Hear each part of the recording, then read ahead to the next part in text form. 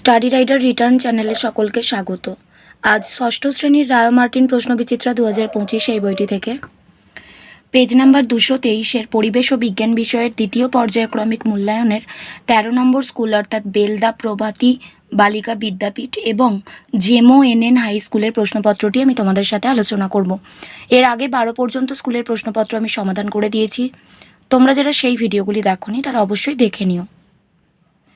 প্রথমেই রয়েছে 1-এর দাগে সঠিক উত্তরটি নির্বাচন করে লেখো। 1. ঝামা পাথর বলা হয় পিউমিসকে। 2.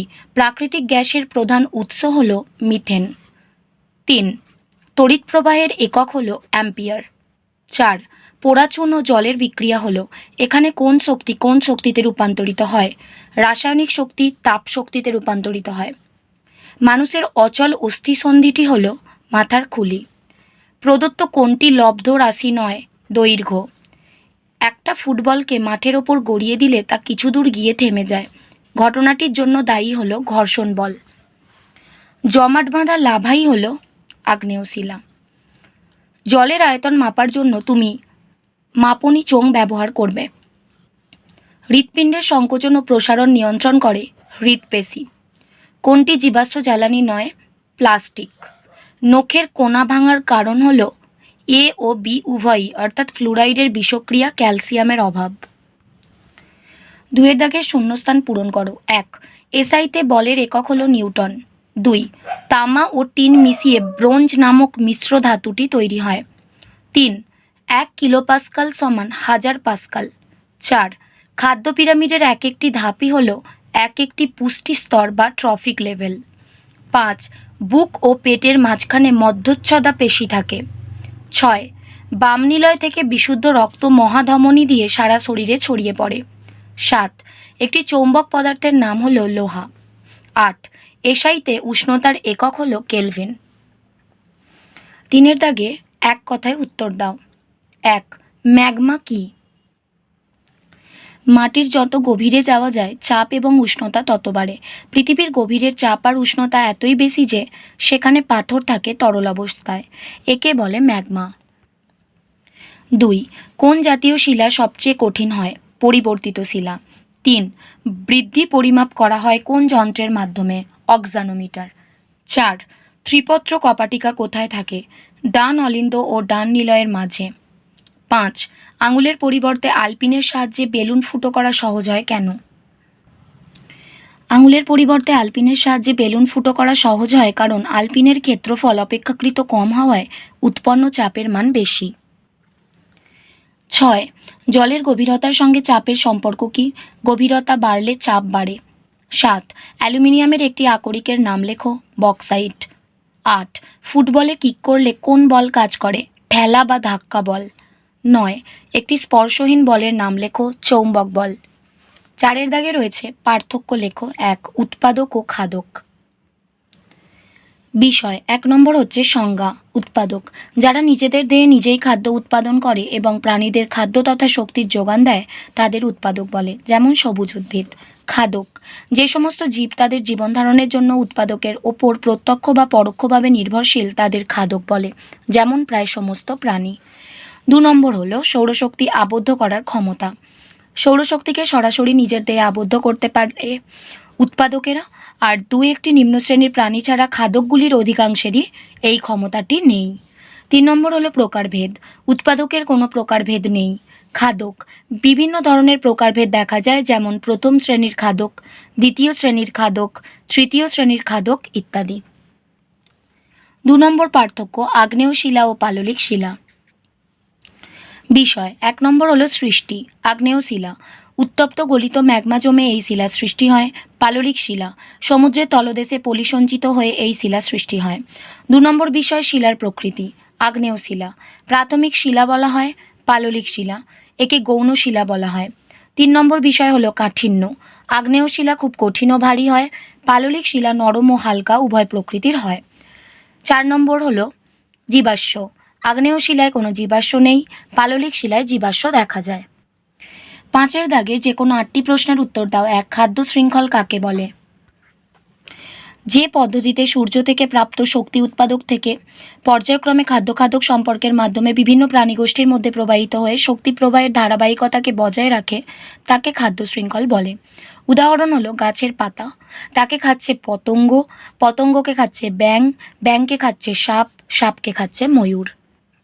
2 নম্বর হলো নবীকরণযোগ্য শক্তির উৎস কী? যে শক্তি উৎসগুলি বর্তমানে সময়ে শক্তির চাহিদা পূরণের লক্ষ্যে ব্যাপকভাবে ব্যবহৃত না হলেও আগামী দিনে শক্তির সংকটের সমাধানের ক্ষেত্রে অত্যন্ত গুরুত্বপূর্ণ ভূমিকা পালন করবে বলে মনে করা হয়, তাদের অচিরাচরিত বা অপ্রচলিত শক্তির উৎস বলে চিহ্নিত করা হয়। এদেরকেই বলা হয় নবীকরণযোগ্য শক্তির উৎস, যেমন হলো বায়ুশক্তি, সৌরশক্তি, জোয়ার ভাটার শক্তি ইত্যাদি। 3 নম্বর প্রশ্নে রয়েছে অস্থিসন্ধির বিভিন্ন সমস্যাগুলি লেখো।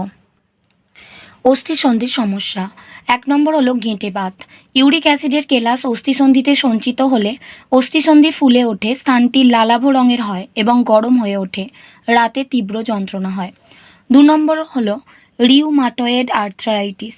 অস্থিসন্ধিতে উপস্থিত সাইনোভিয়াল তরলের পরিমাণ বেড়ে যায়, ফলে অস্থিসন্ধি ফুলে ওঠে এবং সাইনোভিয়াল পর্দায় প্রদাহ সৃষ্টি হয়।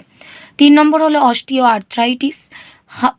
হাত, হাঁটু, মেরুদণ্ডের অস্থিসন্ধি বিশেষভাবে আক্রান্ত হয়। এক্ষেত্রে অস্থিসন্ধি স্থলটি শক্ত হয়ে যায় এবং বেশি নড়াচড়া করানো যায় না। 4 নম্বর প্রশ্নে রয়েছে রক্তের কাজ লেখো। রক্তের প্রধান কাজগুলি হলো 1 নম্বর খাদ্যবস্তুর পরিবহন। খাদ্য পরিপাকের ফলে উৎপন্ন খাদ্যের সরল ও তরল অংশ অন্ত্র থেকে শোষিত হয়ে রক্তের মাধ্যমে দেহের কলাকোষে পৌঁছায়। 2 শ্বাসবায়ুর পরিবহন। রক্তের লোহিত রক্তকণিকা ফুসফুস থেকে অক্সিজেনকে বহন করে দেহের প্রতিটি কলাকোষে পৌঁছে দেয়, আবার কলাকোষে উৎপন্ন কার্বন ডাই অক্সাইডকে ফুসফুসে ফিরিয়ে আনে। 3 হরমোন পরিবহন। দেহের অন্তঃক্ষরা গ্রন্থি থেকে উৎপন্ন হরমোনের পরিবহন ঘটায়। 5 প্রশ্নে রয়েছে বার্নৌলির নীতিটি লেখো। বার্নৌলির নীতি।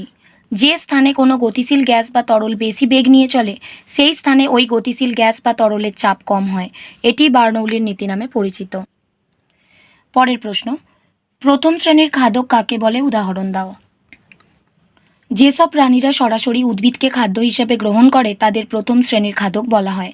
উদাহরণ হলো সমস্ত তৃণভোজী প্রাণী, অর্থাৎ গরু, ছাগল, খরগোশ, হরিণ, ছোট ছোট মাছ, বিভিন্ন পোকামাকড় ইত্যাদি। পরের প্রশ্ন, রেল লাইনে 2টি পাতের মধ্যে ফাঁক থাকে কেন? তাপ দিলে কঠিন পদার্থ দৈর্ঘ্যে বেড়ে যায়। রেল লাইনের ওপর দিয়ে যখন ট্রেন যায় তখন ট্রেনের চাকার সঙ্গে লাইনের ঘর্ষণে লাইনটি খুব উত্তপ্ত হয়ে ওঠে। এই তাপে লোহার লাইনটির দৈর্ঘ্য বেড়ে যায় ও সেটি ওই ফাঁকা জায়গা দখল করে। যদি এই ফাঁক না রাখা হতো তবে লাইনটির দৈর্ঘ্য বেড়ে যেত এবং লৌহদণ্ড দুটি বিপরীত দিক থেকে একে অন্যের ওপর বল প্রয়োগ করত, যার ফলে লাইন বেঁকে গিয়ে দুর্ঘটনা ঘটার সম্ভাবনা তৈরি হতো। পরের প্রশ্নে রয়েছে বল কাকে বলে?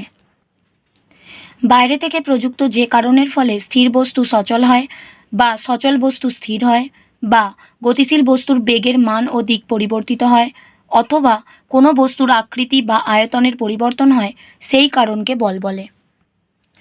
9 প্রশ্নে রয়েছে গতিশীল বস্তু কাকে বলে? যে বস্তু সময়ের সঙ্গে পারিপার্শ্বিকের সাপেক্ষে তার অবস্থান পরিবর্তন করে সেই বস্তুকে সচল বা গতিশীল বস্তু বলে এবং তার অবস্থাকে গতি বলা হয়। উদাহরণ চলন্ত বাস, আকাশে উড়ন্ত পাখি, জলে থাকা মাছ, গতিশীল ক্রিকেট বল বা ফুটবল ইত্যাদি। 10 প্রশ্নে রয়েছে জাহাজ জলে ভাসে কেন? লোহা দিয়ে তৈরি জাহাজ জলের ওপর ভেসে থাকে কারণ তার ভেতরটা ফাঁপা রেখে তৈরি করা হয়। জাহাজ এমন আকৃতির তৈরি করা হয় যা প্রচুর পরিমাণ জল অপসারণ করে সেই আকৃতির স্থান দখল করতে পারে। জাহাজ যখন ভাসে তখন তার ওজন ডুবে থাকা অংশের মাধ্যমে অপসারিত জলের ওজনের সমান হয়, বাকি অংশ উপরে থাকে যা ডোবে না। 6 দাগে রয়েছে মানুষের হৃৎপিণ্ডের একটি পরিষ্কার চিত্র অঙ্কন করো এবং যে কোনো 2টি অংশ চিহ্নিত করো। এই যে চিত্রটি দেখতে পাচ্ছ এটা হচ্ছে একটা মানুষের হৃৎপিণ্ডের লম্বচ্ছেদের চিত্র। এই চিত্রটি তোমাদের অঙ্কন করতে হবে এবং এখানে যে সমস্ত অংশগুলো চিহ্নিত করা আছে তার মধ্যে যে কোনো 2টি অংশ তোমাদের চিহ্নিত করতে হবে। অতবার প্রশ্নে রয়েছে মাপক চোঙের একটি পরিষ্কার চিহ্নিত চিত্র অঙ্কন করো। এই যে চিত্রটা দেখতে পাচ্ছ এটা হচ্ছে একটা মাপক চোঙের চিহ্নিত চিত্র। তো এই চিত্রটা তোমাদের অঙ্কন করতে হবে, করে নিচে লিখতে হবে মাপক চোঙ। আজ এ পর্যন্তই। ভিডিওটি ভালো লাগলে অবশ্যই একটা লাইক দিও, আর পড়াশোনা সংক্রান্ত এরকম আরও গুরুত্বপূর্ণ ভিডিও পেতে আমাদের চ্যানেলটি বিনামূল্যে সাবস্ক্রাইব করে পাশে থাকা বেল আইকনটি প্রেস করো আর বন্ধুদের সাথে শেয়ার করো। ভালো থেকো, খুব তাড়াতাড়ি ফিরে আসবো নেক্সট ভিডিওতে। Thanks for watching.